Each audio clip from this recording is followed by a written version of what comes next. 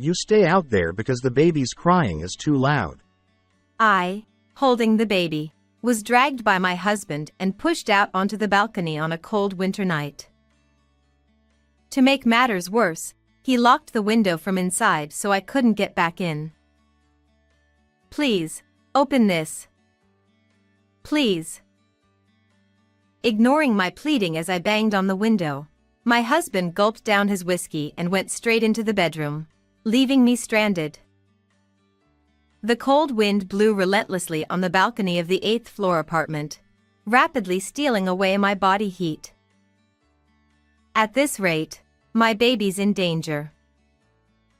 Perhaps sensing my anxiety, my child cried even louder and more desperately.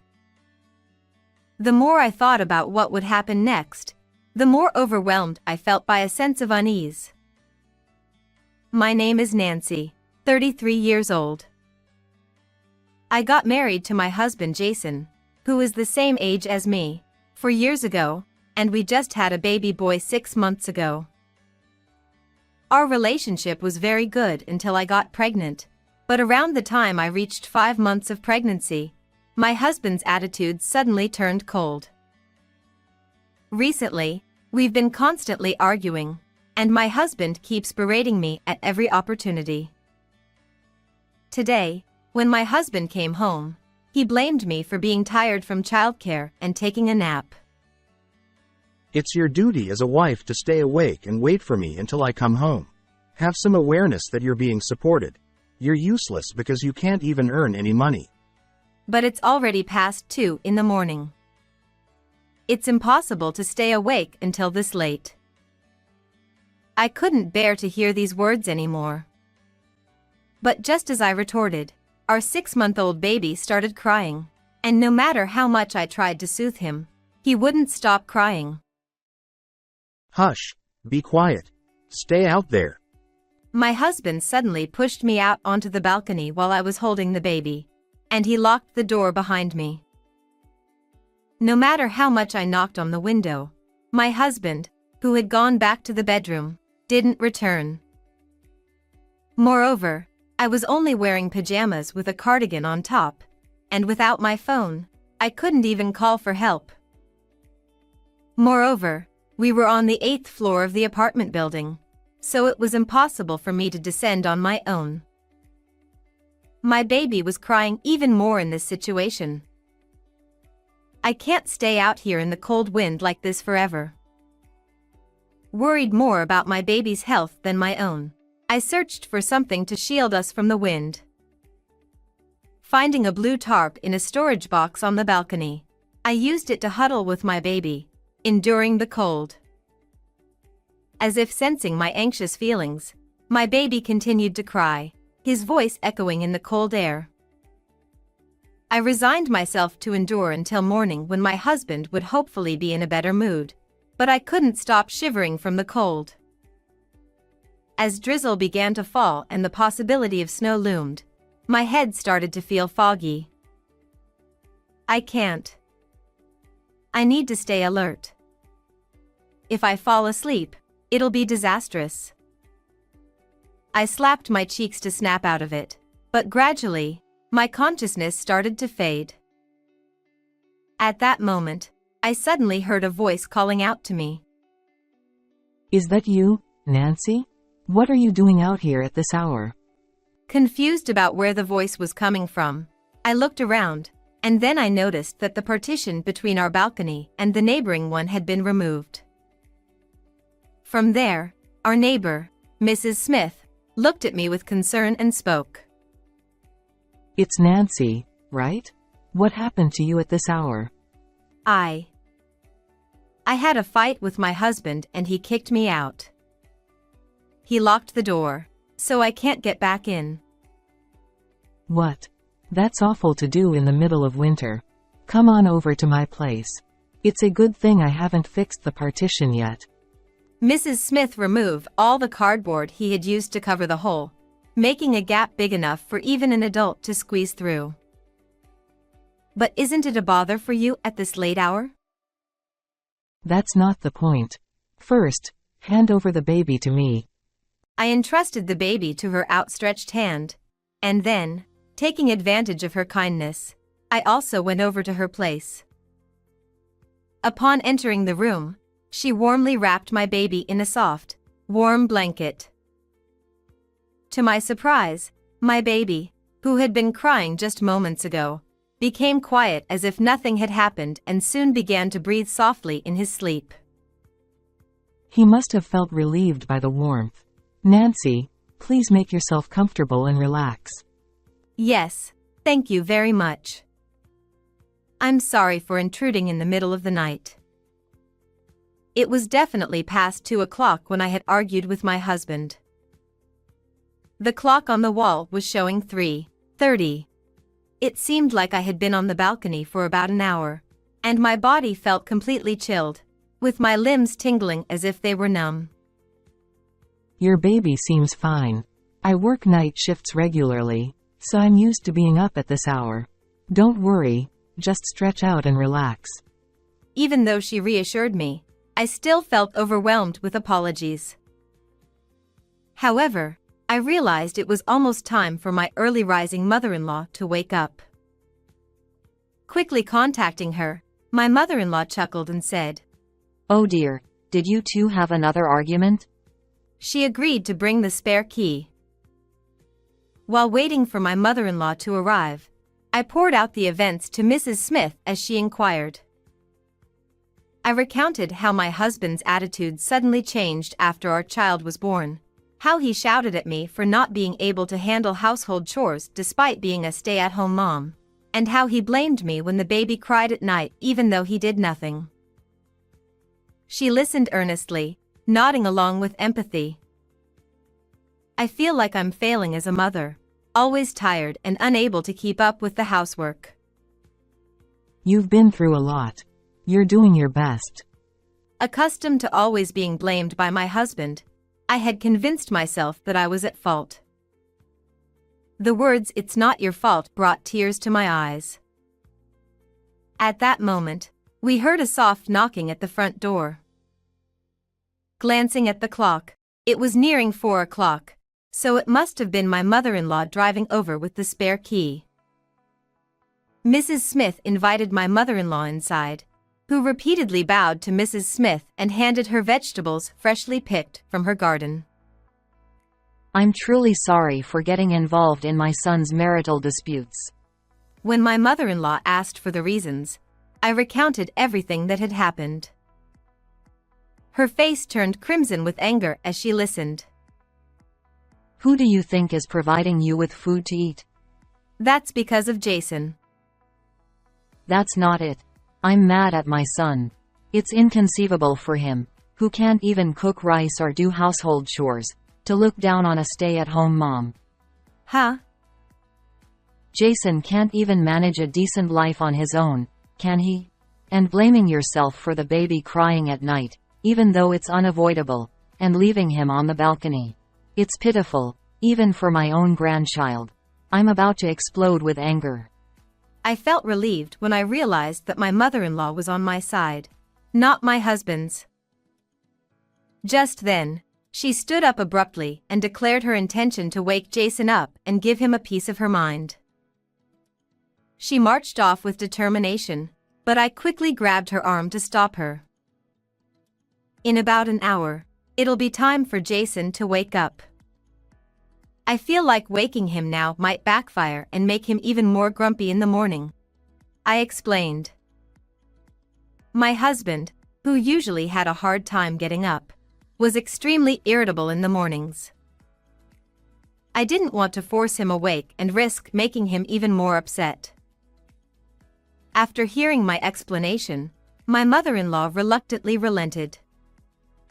Oh, it's snowing for the first time this year. I noticed how eerily quiet it was outside, then saw the snow starting to fall gently, lightly dusting the ground. Just the thought of what could have happened if my baby and I had stayed out on the balcony sent shivers down my spine. As it was nearing the time for my husband to wake up, I entrusted my baby to Mrs. Smith and used the spare key to enter the house with my mother-in-law. However, When it was the usual time for my husband to be up and brushing his teeth, he was nowhere to be found in the bathroom. Is he still sleeping? Jason, get up soon. My mother-in-law exclaimed. She loudly opened the bedroom door and flipped the duvet, but there was no sign of him. Despite searching the bedroom, bathroom, and toilet, he was nowhere to be found. His suit and shoes were still there, so it didn't seem like he had already gone to work. Where could he have gone? This is strange, I replied. Oh my God.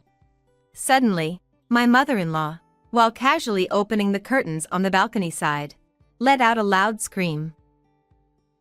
I rushed over to find her pointing at the blue tarp I had covered myself with earlier, her mouth agape. I could see a pair of feet protruding from underneath. What? No way. I cautiously lifted the blue tarp to reveal my husband lying there in nothing but his underwear. What? Why is he on the balcony? Could it be? My mother-in-law began. She explained that before going to the neighbor's house, she had briefly entered our room. At that time, she noticed that the balcony window was open, so she closed it and locked it. But I don't remember seeing Jason there at that time, so why? My mother-in-law repeatedly called out to my husband. Wake up. But he seemed to be unconscious. We decided to cover him with a blanket to keep him warm while we waited for the ambulance to arrive. Oh, I need to let his work know he won't be coming in. I reached for my husband's phone nearby, but it was locked, and I couldn't open it. Oh, if it's fingerprint recognition, you can do this. My mother-in-law said. She grabbed Jason's hand and quickly unlocked the phone using his fingerprint. What is this? The screen of the phone was left open with line messages, showing a lovey-dovey exchange with a person. And his mistress turned out to be my friend Amy. Going back, their relationship started 6 months ago. It coincided with the time when I entered the midterm of my pregnancy and my husband's attitude turned cold. Not only that, but the photo folder was filled with affectionate pictures. So that's what's been going on. I can't believe they're still carrying on with it. A feeling of unforgiveness bubbled up inside me. And to think that the person my spouse cheated with was my friend. My mother-in-law said, Honestly, what's this child up to? Let's make them reflect thoroughly. With that, she smirked and shared a secret plan with me. My husband, who was urgently transported by ambulance, underwent various tests and treatments.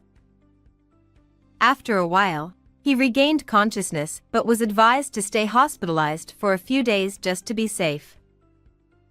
Huh? Where am I? He asked upon waking up, looking around puzzled. When I explained why he was here, he suddenly became angry. You disappeared from the balcony, so I was worried you might have fallen down or something. I went to look and slipped, hitting my head. Next thing I knew, the balcony window was closed, it was snowing, and I was freezing cold. What were you going to do if I had gone to the other side? I couldn't help but think how foolish it was for my husband, who has a habit of sleeping in just his underwear after drinking, to go out onto the balcony without anything on.